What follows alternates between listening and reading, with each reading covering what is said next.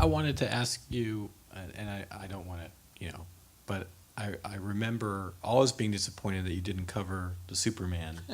And can you just tell us the story about that, just because? Sure.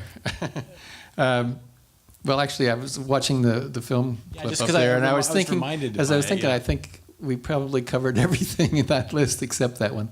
The reason we didn't cover that one is because the producers wanted you to believe a man could fly.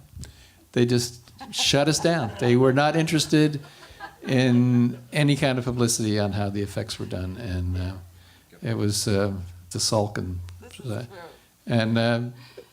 we still get that, believe it or not. We still get that. We don't want to spoil the magic, and so we still fight that on a somewhat daily We want basis. you to believe that dragon is real. Yeah. Because if you read Cinefex, you might know it's not real. Yeah. So yeah, it's an ongoing battle, and we get new regimes of the difference. We can always tell when there's a new studio executive because suddenly things get Well, the new ones, especially weird. the new ones you got to cover clearly. We got that one, yeah. Well, it's interesting because I do sometimes, sympathize with that idea, but on the other hand, I think the market that you participate in is very specific. It's really toward film professionals, people interested in visual effects and production. It's not quite a mass marketed item, but it's very targeted to industry professionals, and that's why it should be clearly supported and allowed. I agree. That's my feeling. I agree. Yeah, I mean, it's unofficial, but it is like a trade magazine in a way. So, I mean, it'd be like Plumber's magazine not wanting to reveal, the new sprocket or whatever. You could tell I don't know plumbing, but I mean, it's like, it's an insider's magazine. I think wires were involved. I'm not sure because I didn't read it in your magazine, but I think they did use wires. I miss the days when wires were involved, actually. It's much harder to write about digital stuff, right, Joe, than it is. This example I always use, Poltergeist, they need the house to implode at the end, so Richard Edlund goes out and shoots it with an elephant gun, right? That's great. That's easy to write about that. But it's very different when you have to write about, what people did digitally. There's still a lot of, it takes a lot of talent and ingenuity even, and it's just a harder thing to write about because, as someone in the state of the art thing said, people used to always want to come to my shop because there were models and there were things up on rigs and it was really exciting. And now when people say they want to come tour my shop, I say, fine, but it looks like a typing pool.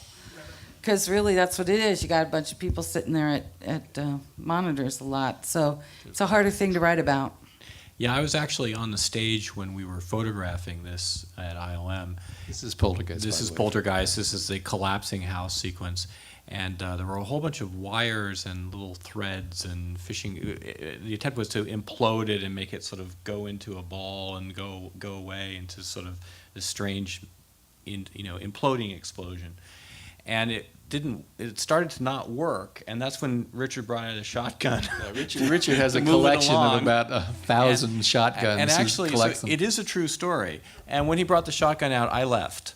Because I said that's time. It's time when people start shooting things with shotguns, I think you want to, But it's a cool thing to write about. It's definitely much more dramatic than sitting at the workstation and pointing at something.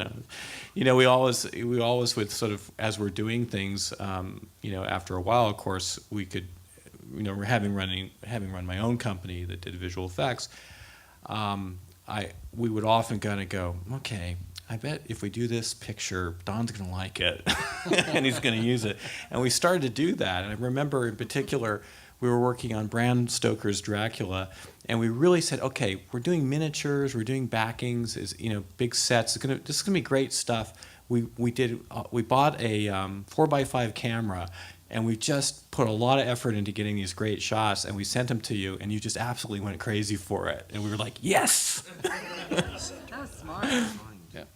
Well, there's a gentleman sitting in the front row here, Virgil Morano, who was responsible for probably the best of the behind-the-scenes imagery we've featured in the first 10 years of the magazine. He worked worked Blade Runner, Star Trek. I mean, and large format, beautiful things, beautifully lit, staged photographs, and they were just a joy to have.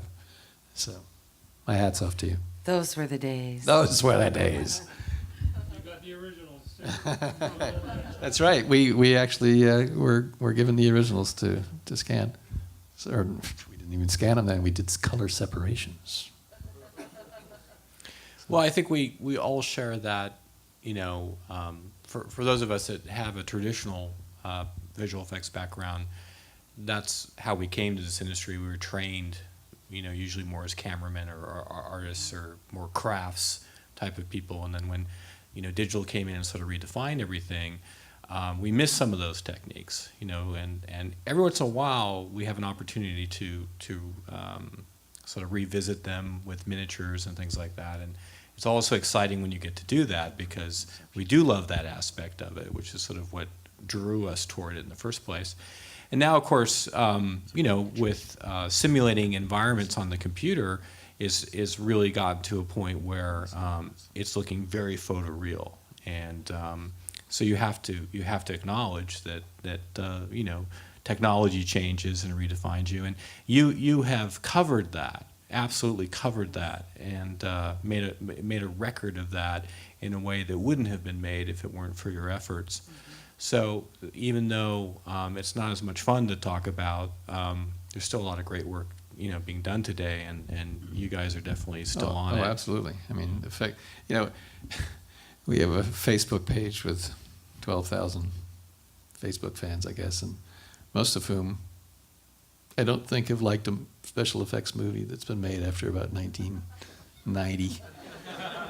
At least the most vocal of them, they're always like, oh God, you know, they're making another Star Trek movie. Please, we don't want digital effects. You know, they profess to hate digital effects. Well, the fact is, you know, the effects now are better than they ever were. They're just not as interesting to write about or as to read about, but they're awesome work that's being done now. And if you go back and you look at comparable things that were done in generations past, you may have an emotional fondness for how things were done in the old days. But as much as I love Willis O'Brien, I don't think you know, the effects in his movies would stand up to today's audiences. You know, so you kind of apply a different standard of excellence. You know, whether it's Willis O'Brien or Ray Harryhausen. That's people of my generation, that's what we grew up with. It was Willis O'Brien and Ray Harryhausen. Those are probably the only two special effects people anybody had ever heard of. And I still love those movies, but, you know, technology has moved on. You kind of alluded to it too, Craig, is the transition between that was a very interesting time, you know, obviously for the industry, because people, I remember you showing me your graveyard of Silicon graphics machines, I think. Oh, yes, yeah. Well, it's Because- at a point where it's not even worth plugging them in anymore. Right, And they each yeah. were $25,000, you know. Yeah. But it changed that fast. I mean, Yeah. it changed so fast, faster than anyone saw coming, really. And it was us trying to keep up with it. It was really a weird time. I always like to give credit to someone named Mark DePay. I don't know if any of you know. But Mark was one of the first graduates from UC Berkeley's computer science doctorate program. And so one of these unbelievably brilliant guys.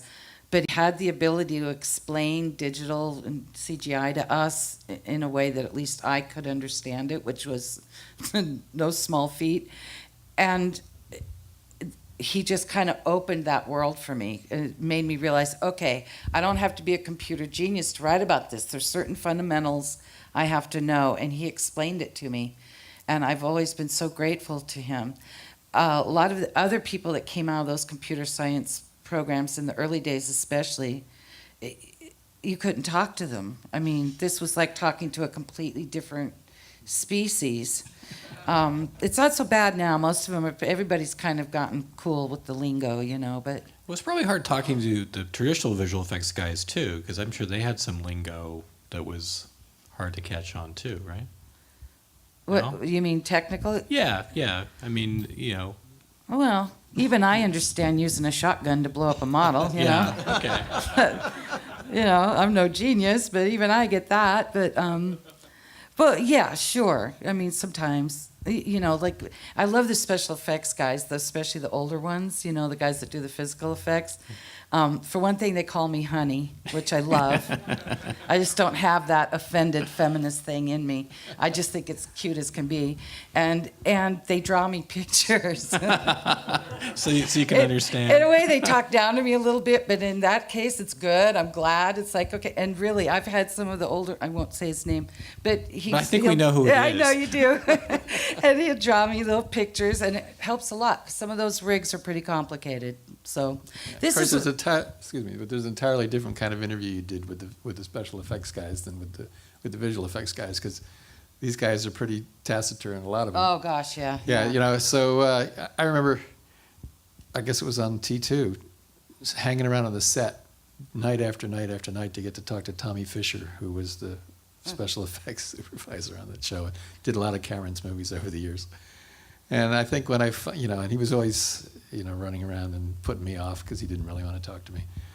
And I think when I finally nailed him down, I said, okay, well, let's talk about the scene where you blew up the hospital or something, And he said, so how did you do that? And he said, well, we just blew it up, that was his answer to just about every question was, we just blew it up, So Yeah. and so it was a little hard. So actually, he was still working with Cameron on Titanic, and I was down in Mexico when they were shooting down there. Unfortunately, Tommy's son was now in the business. I can't remember what his son's name is. Scott. Scott, yeah.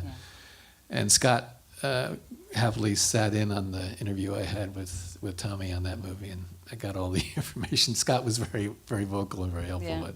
Yeah. But there was just kind of, it's just the old school kind of, get in there and do it and don't make a fuss about it. And that's just, we did that. Don't brag about it. Yeah, it's even, no big they deal. thought We of it just like- did it, yeah. And yet they'd be coming up with these amazing rigs and things that, take an engineering degree to figure out, but they just didn't think anything they were doing was special enough to talk about.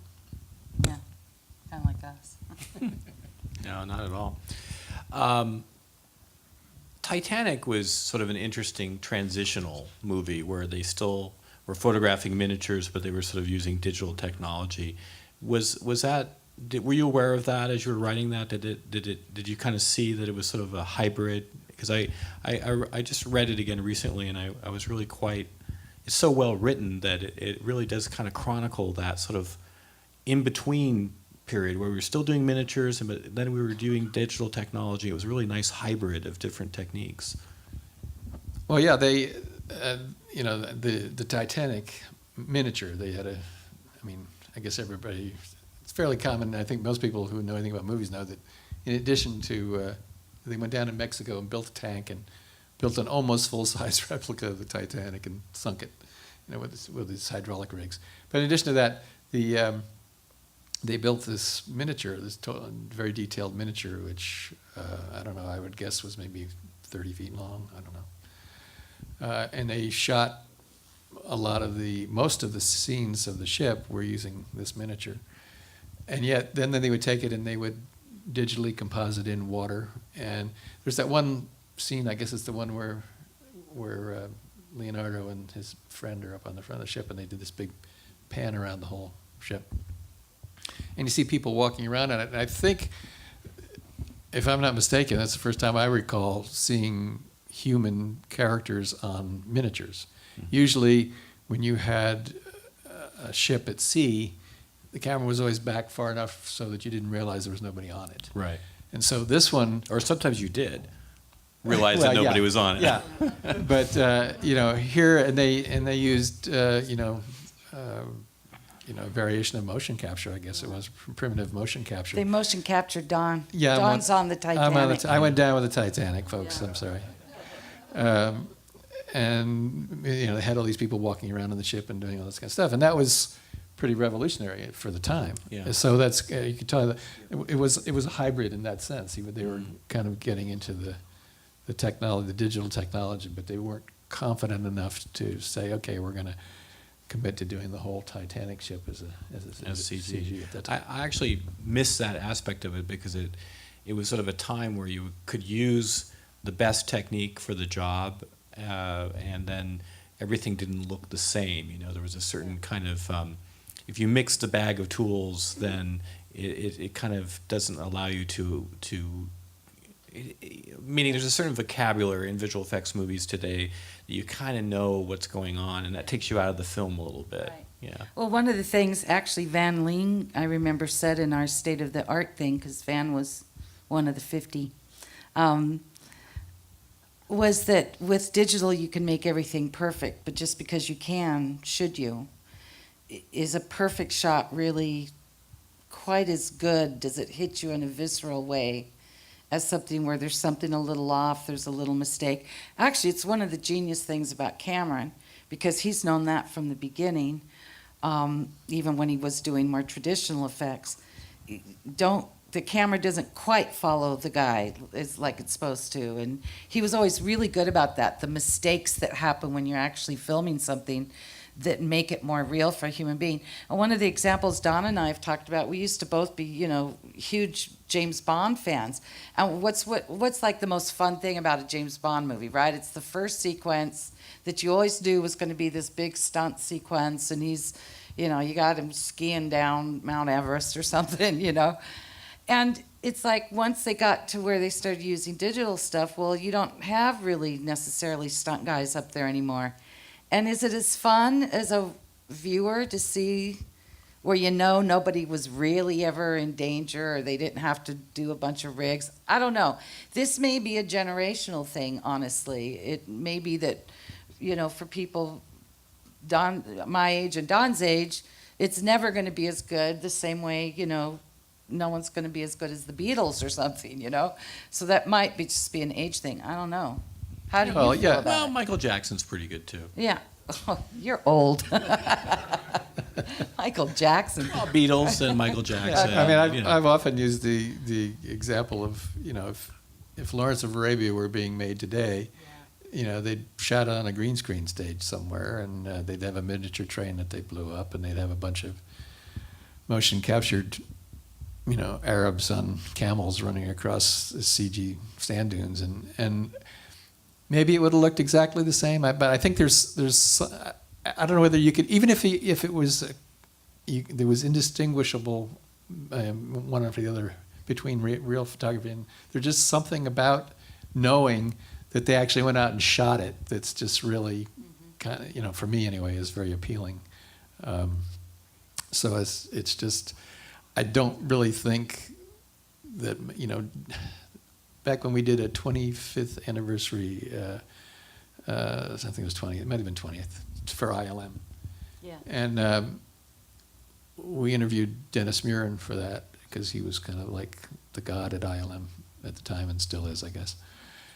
And I remember he kind of wrapped it up by saying, if he wasn't sure that if he were growing up in the business, or growing up at that time, whether he would even have gone into visual effects, because he said he just didn't think special effects were that special anymore. And the point he was making is that you had a movie like Star Wars, which I think had, 300 visual effects shots in it, something like that. And now, and this was long ago, but now you've got movies that have, 2,000, 3,000 visual effects shots. And I'm not sure that movies are any better for that, and in my opinion, they're a lot worse. I think they aren't special anymore. It's just, it's Oh, that's cruel, Van. That is cruel. And that reminds me of something. It's just, well, they're not Jar special. Jar is not special? They're Is that what not you're trying to say? special in the sense that, oh my God, that's amazing. You wait for the whole movie to see, Sinbad fighting the skeleton swordsman. That is special because, and when it's the whole movie is that, it's just kind of numbing after a while. So are there some more contemporary special effects films that you do like? Sure. What are they? Go ahead. I loved, and I'm not just saying this to suck up to you either, because it's part of it, but I loved The Curious Case of Benjamin Button. I loved the movie. I loved everything. And first of all, yeah, thank you. Ugh. I had kind of heard what they were doing. I got to see the movie quite early. David Fincher let us come to his office there with the tower on it, and we just sat, Don and I just sat in a screening room.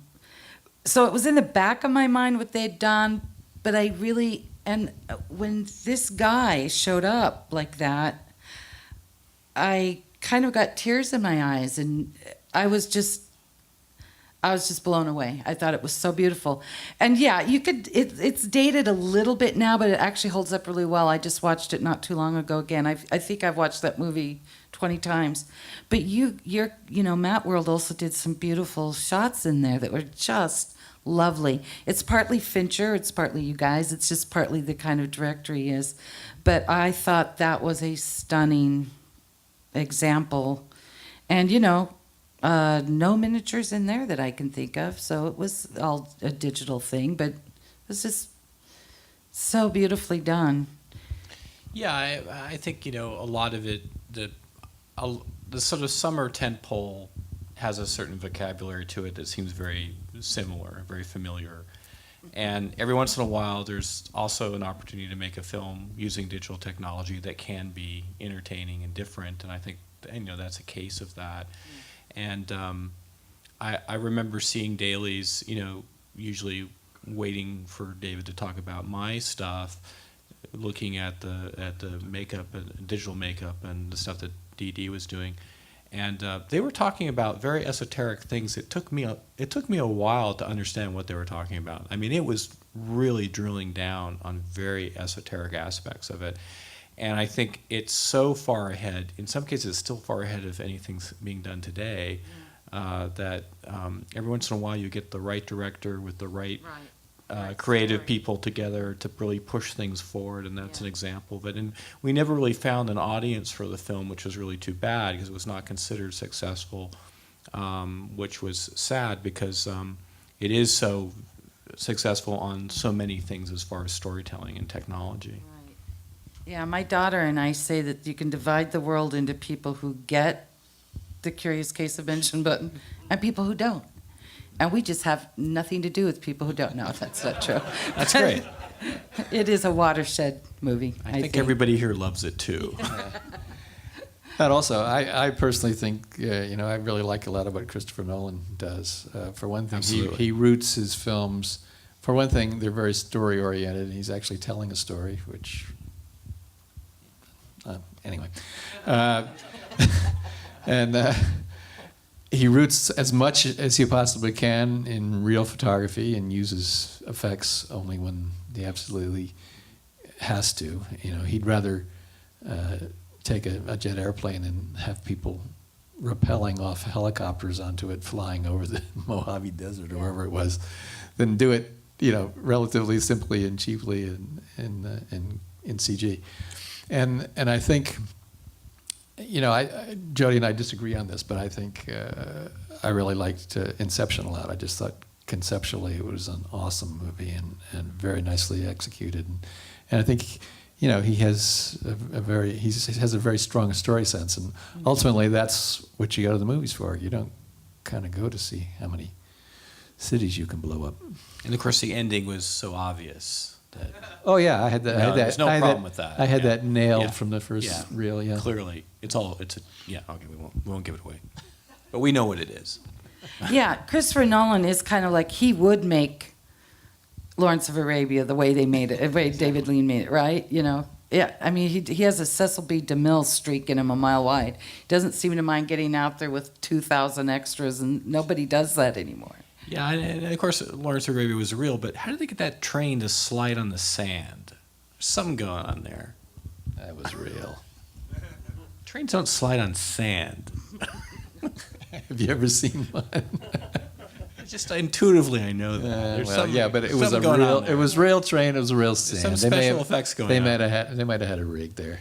Janine Peroy and I wrote a book on all the art and making of the Dark Knight trilogy. So we covered all three of those Christopher Nolan Batman books. Boy, I'll tell you, by the time that was over, we just both had such respect for him. He's a really special filmmaker, I think. Yeah, if you go back there, that's where he was using real guys rappelling onto a jet. Yeah, there's real, the book. real plane, Thank you know. A little plug for the book, but it's a cool book. I have to say, it really It's is. a great I mean, book. If yeah. you don't all have that book, you really need to get it. Seriously, I mean, it's a great book.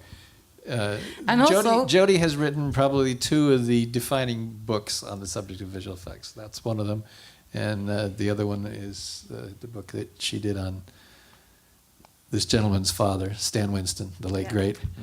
And Jody did a phenomenal job on that book as well. So. My favorite project ever. Good cover, too. I only had one person I had to please, and that was Stan Winston. I didn't have studio people and all of that. And he called me every day to the point that my sister, who was working in the office at the time, would say, "Your friend Stan Winston's on the phone." And it's true. He was my friend. I loved him. And he was so supportive and so great. I mean, just from that experience, I know why Stan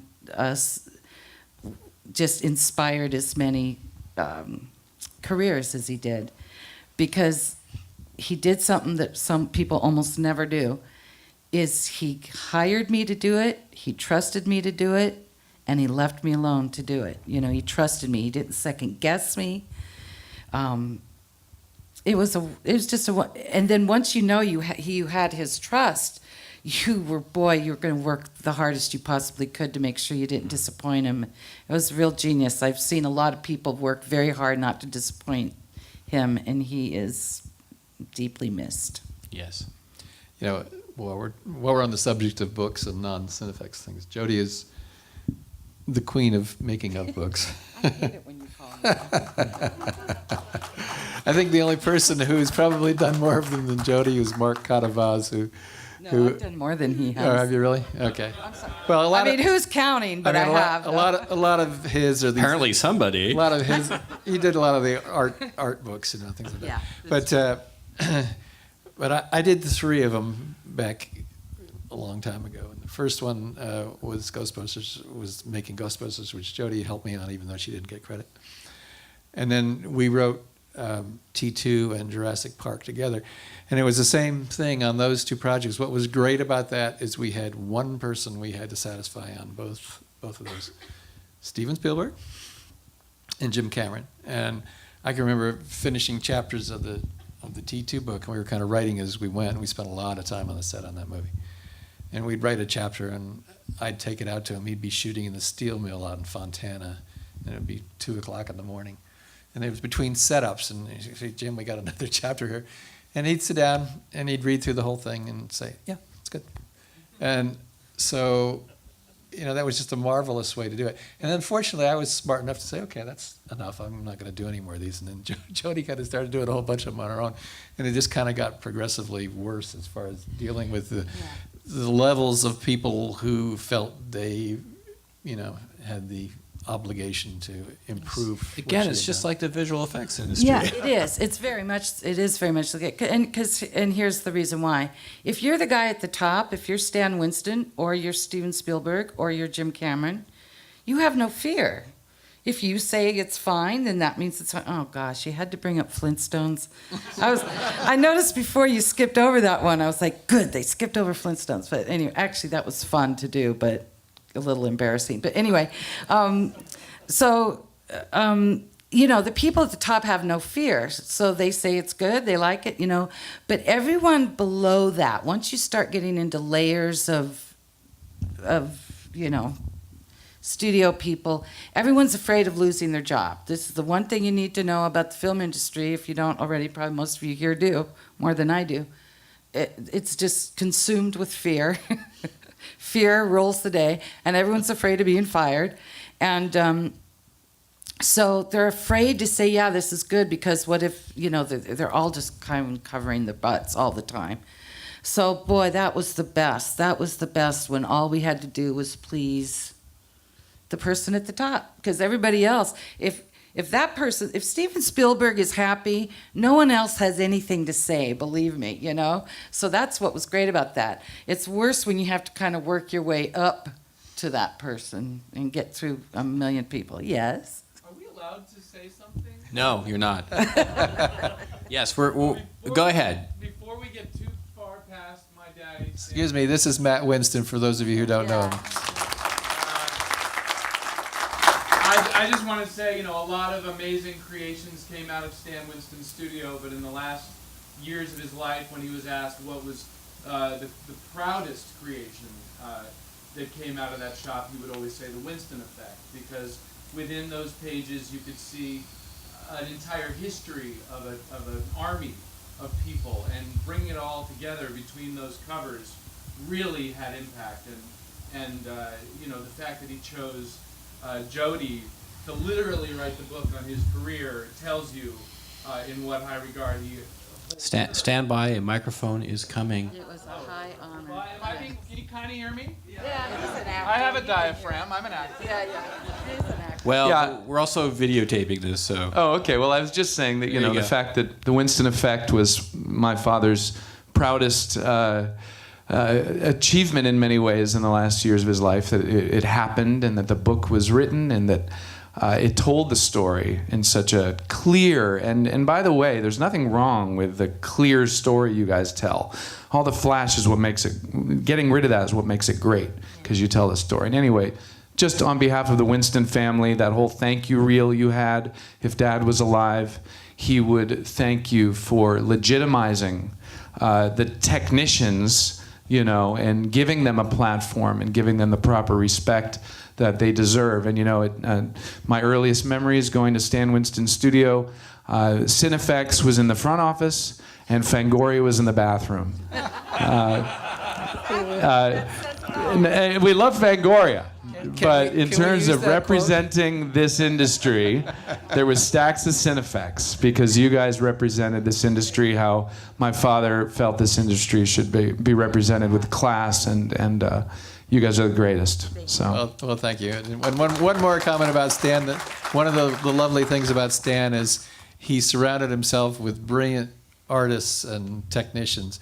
And when it came time to do his story in the book, and also his story in the magazine, various things we've covered, he was very generous in making sure that he pushed the people to us that he felt deserved the credit, and it wasn't just all me. Yeah. That's great. So, your visual effects. We've been sort of saying there was a clip where someone from China was talking about wanting to have Cinefex in China. So you've made some efforts to make the magazine global, or is that in the future? Are you interested in that, or? Well, I'll get back to China in a second, but since we've had a number of foreign language editions of Cinefex that were strictly licensed. I mean, we would license a foreign publisher to publish it, and we would send them the material. They would translate it. We would send them the images, and they would produce their own version of the magazine. Sometimes just very literal, and other times they would add some local, articles and things. You should say what countries don't. Yeah. So the Japan first one was Japan, which was actually, I think our first Japanese issue was like 1983. So it was not too long after the magazine started, which was 1980. And that we're on our third publisher over there now. The current one's been doing it for about 8 years, but almost for the full run of Cinefex, we've had a Japanese edition of the magazine. There's probably been a few gaps in there, but they have recognized, the importance of getting that kind of information out to their people. No, it's a different aspect ratio there. Yeah, that's. It's not the classic. That's correct. Cinefex. Yeah. Well, we didn't actually. The first Japanese publisher published it in our aspect ratio. The recent ones went for the more traditional ones. I just didn't want to go to having to have people like you put it put in the wrong place. Put it in the wrong place. Yeah. But we don't. We don't micromanage them. We pretty much let them do what they want to do. So anyway, we had the Japanese thing back in the back in the 80s. Sometime we had 2 different French publishers. Each published it for a year. So we had like 8 French issues. We had 3 issues of an Italian version. We had a Russian edition for about 6 years that just went away about a year ago. And Don, I just want to clarify, in every case, this wasn't you trying to go out and make it. People came to you, right? Oh, yeah. And said, we want to do this. Yeah, people. So it's not like we were trying to go multi, Yeah, I'd like to take some credit for being that, but no, they did basically came to us, and just recently, I just had a meeting a couple of weeks ago. We're in serious discussion with a publisher in South Korea that wants to do a Chinese and Korean edition of the magazine, which will probably, if all proceeds in the direction it's heading now, will probably be out in the end of this year. So there's kind of an ongoing interest to kind of get the word out, and it's kind of it makes more sense now, frankly, than it did when the French were trying to do it, and the Italians even, because the industry itself is much more of a global industry than it used to be. So I think the publisher that I spoke to from Korea, they're just saying that there's a demand for that. The industry is kind of getting a foothold over there, and there's kind of a demand for the technology and the information. We've always had kind of a split demographic. We've had people in the business, and then we've had just fans. And so previously, I think the foreign language editions were more geared toward the fans, but now I think they're realizing that it's the industry is becoming global, and there's more of a need for it as a technical journal for the people who are actually doing the work. I think you really have fans that then become people that want to do the work too, and it's a transition. Well, yeah, I think that's true. I mean, Jody comments on it a lot. She goes around. I don't really write for the magazine anymore, but Jody still does, and she's always running into people and say, "Oh yeah, I read you when I was 8." Yeah, I love that. I've been reading the magazine since I was 8 years old. Thanks. Yeah. No, it is. Actually, that makes me feel really good. So what do we have to look forward to? Do you have your, we were talking about Nolan. I assume that you'll be covering his efforts. We know there's a big film out there that he's working on. Yes, and in typical Christopher Nolan fashion, we know nothing at all about it. He's very secretive, but also very supportive of us. Yeah, he's been great to work with, and even though they hold things pretty close to the vest there, including the imagery. They always when they get around to wanting to talk about it, they are very generous with us as far as both access to people and access to imagery. So we like people who like us. And that would be the same with Jim Cameron as well, I assume. Oh yeah, definitely. One of my favorite Jim Cameron stories kind of is when we had our coverage of Titanic. It was actually came out about 2 or 3 weeks before the movie released. It was our December issue, and it came out early in the month. And I remember running into, I think you might have been with me, we had a screening at Paramount, and the vice president of publicity at Paramount at the time came up to me, and he had seen the magazine and seen the movie, and he says, "You did a really nice job in the magazine." He says, "You realize if you had come to me, you wouldn't have had any of that stuff." Because basically Cameron just, he wanted us to cover it. He supported it all the way. He made sure that we got access to the people and the movie and the stills, and basically cut the studio out of the picture. And so we were able to do what I think is really a superb bit of coverage. Jody and I kind of split that issue. I wrote 2 of the articles, and she wrote one of them.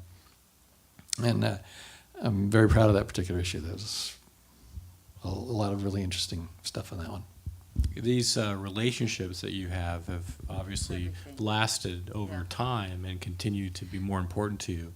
We've talked about the fact that if we were trying to start the magazine, or Don was trying to start the magazine now, you couldn't do it in this climate. Luckily, he started back literally, when Don started Cinefex, there was Apogee, there was EEG, and there was a newly formed ILM, and that's pretty much it. There were like 3 you know, and then there were like Gene Warren's kind of physical models too. thing. Yeah. And yeah, there were a few things like that.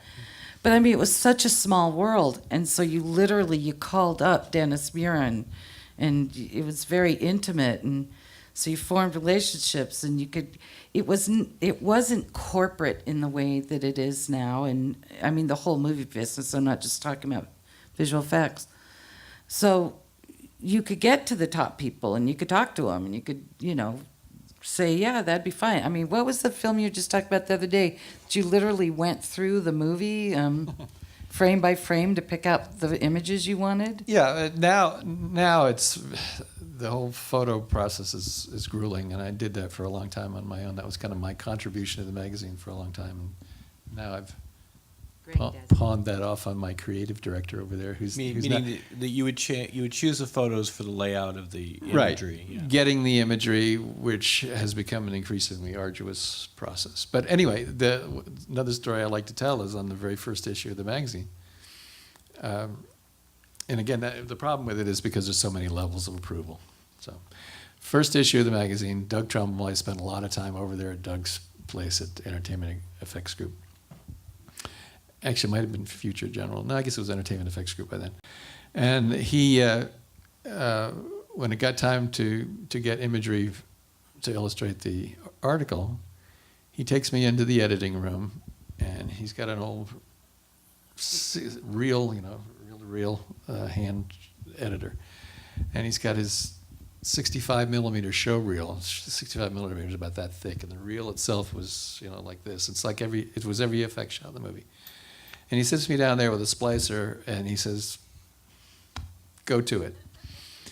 And I spent, you know, like the afternoon kind of going through practically frame by frame, and I just literally pulled This is Star Trek, right? Oh, yeah, I'm sorry, yeah, Yeah. Star Trek the motion picture. And so I'd go in and pull, you know, 5-frame clips, and, you know, I must have had 100 of them by the time I finished. And so I got my clips, and I put them in an envelope and went home, and we published them. And, you know, That doesn't happen anymore. now we can't even, the visual effects companies are not allowed to give us anything. We have to go through the studios to get the imagery we want.